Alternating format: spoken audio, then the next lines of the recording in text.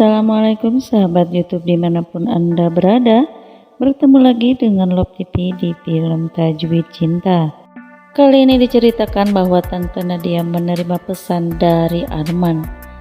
Arman menanyakan kepada Tante Nadia bagaimana langkah selanjutnya.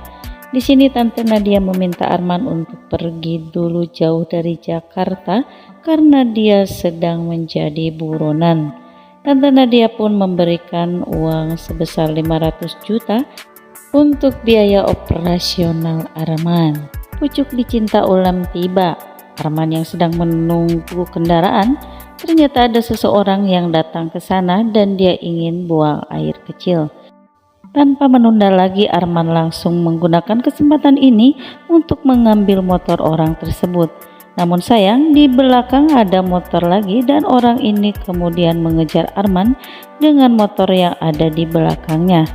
Sehingga Arman pun terkejar dan orang itu pun menendang Arman sehingga Arman masuk ke dalam sungai.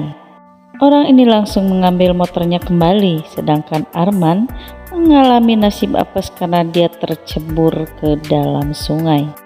Sementara itu di rumah Tante Indri datanglah seorang pegawai PLN yang akan memperbaiki listrik di rumah tersebut. Namun ternyata orang ini justru malah menyimpan CCTV di setiap sudut rumah Tante Indri. Namun Tante Indri tidak tahu akan hal ini. Beralih ke rumah Oki. Di sini pun Oki kedatangan seseorang yang mengatakan akan mengecek lantai dari apartemen tersebut. Namun ternyata orang ini juga menyimpan CCTV di ruang tamu rumah Oki.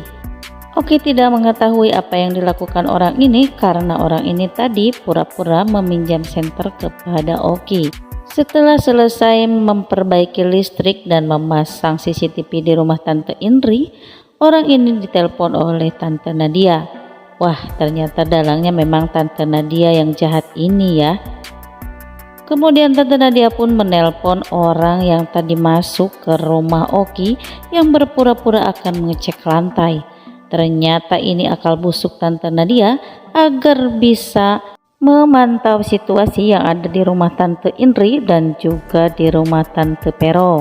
Orang ini mengatakan bahwa pekerjaannya sudah selesai dan Tante Nadia bisa mengeceknya di handphonenya.